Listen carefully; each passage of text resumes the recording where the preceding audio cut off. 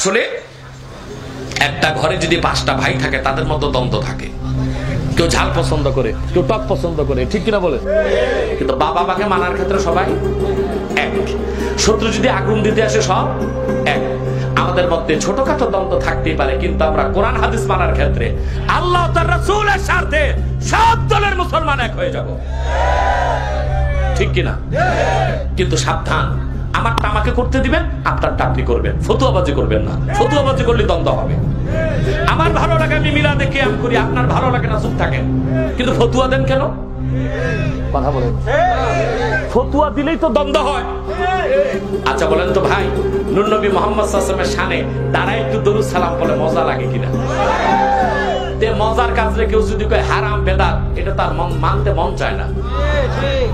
এটা যে কি মজার কাজ, যে একবার মজা পাইছে সে বুঝবে। সুবহানাল্লাহ, সুবহানাল্লাহ। হযরত আবু উমামা বাহিলি রাদিয়াল্লাহু তাআলা আনহু বর্ণনা করেছেন, মিশকাতের হাদিস, আল্লাহর রাসূল বলেছেন, ইদা সাররাকা হাসানাতুক ওয়া সাআতকা সাইয়্যাতুক ফা আনতা মুমিন।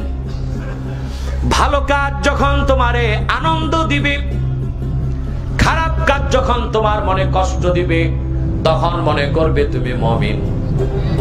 কারণ মুমিন বলেই ভালো কাজে তোমার ভালো লাগে, খারাপ কাজে খারাপ লাগে। একজন সুস্থ মানুষ যা খাবে স্বাদ পাবে, কিন্তু যে জন্ডিস রোগী সে তো কোনো কিছু স্বাদ পায় না। আমাদের মাশায়েখ যারা ছিলেন, এই উপমহাদেশ ইসলাম যারা প্রচার করেছেন, হযরত শাহ কারামাত আলী জনপুরি রাহমাতুল্লাহ, তিনি মিলাদে কিয়াম করতেন। ওলিউল্লাহ মুহাদ্দিস দেহলভী করতেন, শাহ আব্দুল আজিজ মুহাদ্দিস দেহলভী করতেন, শাহ আব্দুর রহিম দেহলভী করতেন, এমদাদুল্লাহ মুহাজির মাক্কি করতেন, মাওলানা আশরাফ আলী থানভী সাহেব করতেন। এইসব ব্যক্তিগণ মিলাদের ক্যাম্পে মজা পাইছেন।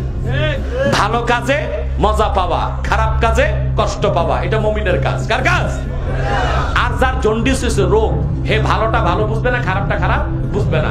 জন্ডিস রোগীর যদি পোলাও গোশত কোরমা দেব বলবে এগুলো থাক, আমার একটু যাও ভাত এনে দাও, ঠিক কিনা? ওর কাছে ভালোটা ভালো লাগবে না। আল্লাহর ওলিদের কাছে মিলাদের কেমন ভালো লাগতো, কেমন ভালো লাগতো শোনো। শাহ আব্দুল হক মুহাদ্দিস দেহলভী আখবারুল আখয়ার 624 পৃষ্ঠার মধ্যে লিখেছেন, মুনাজাত বা দরগাহে কাযিউল হাজাতে আল্লাহকে তিনি বলেছেন, আল্লাহ আমার জীবনের কোন একটি আমল কবুল হয় কিনা আমি জানি না, लेकिन तेरी पाक जात की इनायत की वजह से सिर्फ एक अमल ऐसा है जो बहुत ही शानदार, और वो ये है कि महफिल मीलाद के मौके पर मैं खड़े होकर सलाम पढ़ता हूँ। আল্লাহ আল্লাহ আমার কোন কাজ কবুল হয় কিনা আমি জানি না, তবে একটা কাজের ভরসা রাখি, আল্লাহ যখনই তোমার হাবিব মুহাম্মদ সাল্লাল্লাহু আলাইহি ওয়াসাল্লামের মিলাদ পড়ি তো দাঁড়ায়া সালাম পড়ি। সুবহানাল্লাহ। অতএব ভাই সব, আমারটা আমি করি, আপনারটা আপনি করেন। ফতুয়াবাজি করলে টিকবে না কিছু আপনার।